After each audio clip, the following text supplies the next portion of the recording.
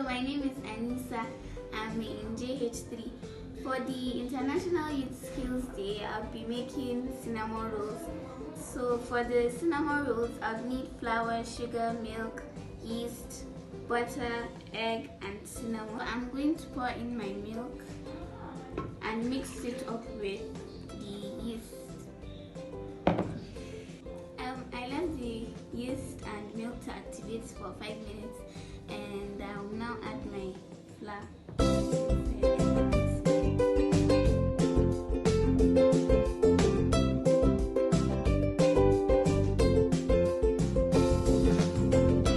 So I'm going to let the dough rise for an hour.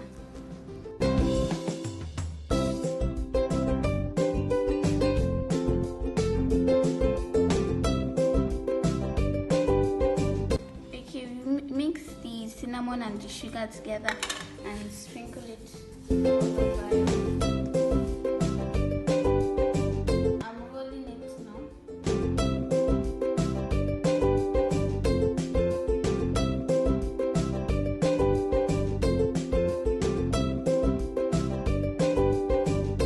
My cinnamon roll is done, and I'm going to apply the